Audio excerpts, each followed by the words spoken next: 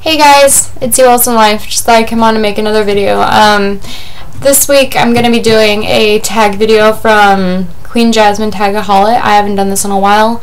There are 6 questions, so let's get started. Number 1. Have you fallen out with anyone from your family that you have not talked to in a long time? Yes, definitely.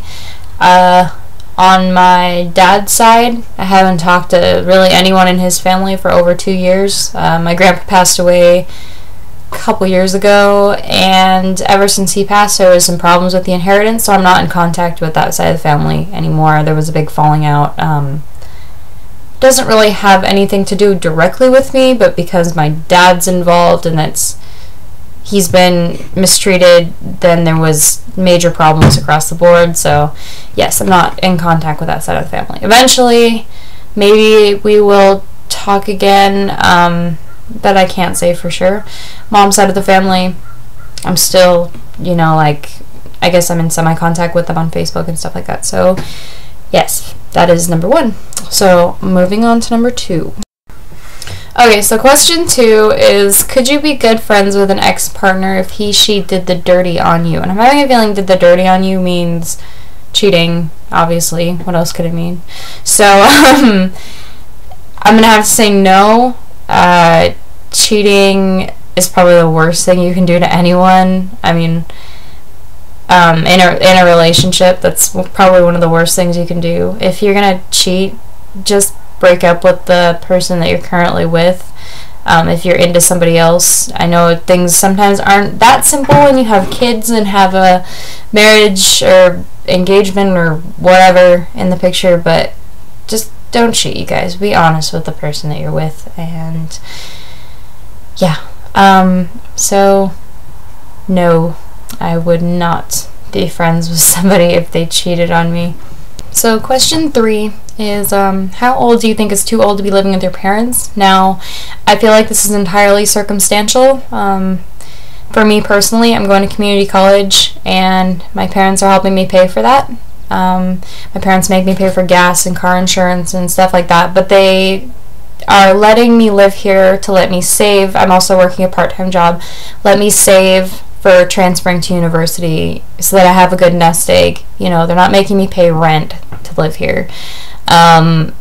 So for students and stuff like that, I feel like you should live with your parents in order to save money when you're doing your first couple years of, if you choose to go to community college or something like that, which might make you feel a little old to be living with your parents. Like, that's how I feel right now, being 20 and living with them.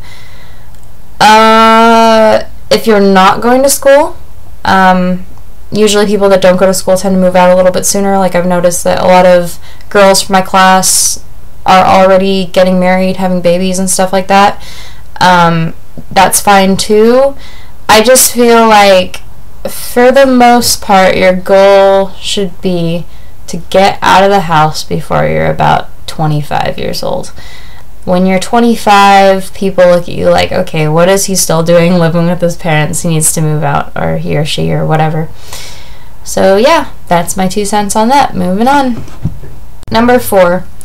What word would you say is the most evil word going, which you may use but do not like the word? Now, I try to refrain using this word at all costs, and that is the C word.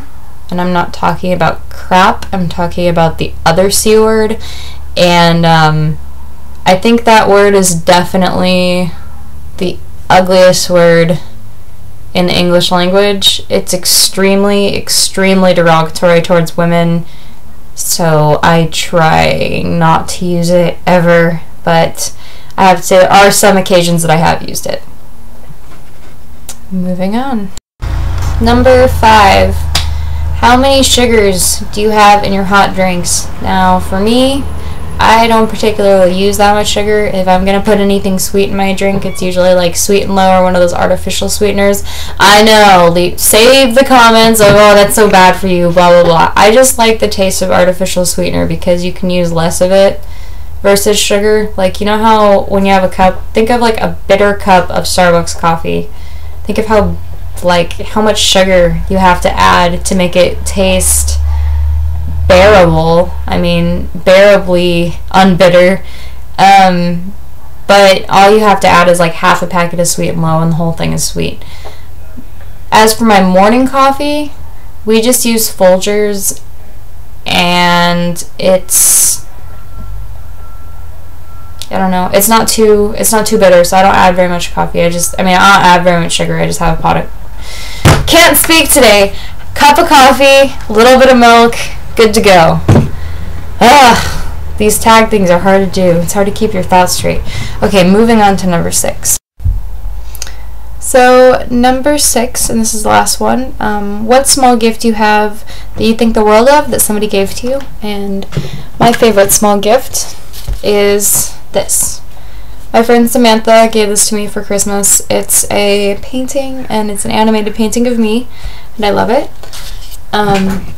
She took the time to make that. It's creative.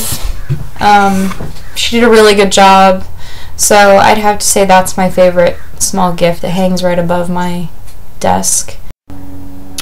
Alrighty, well, that's it. That's the 6-question tag.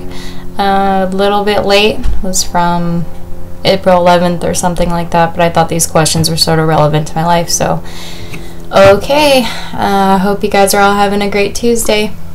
Bye.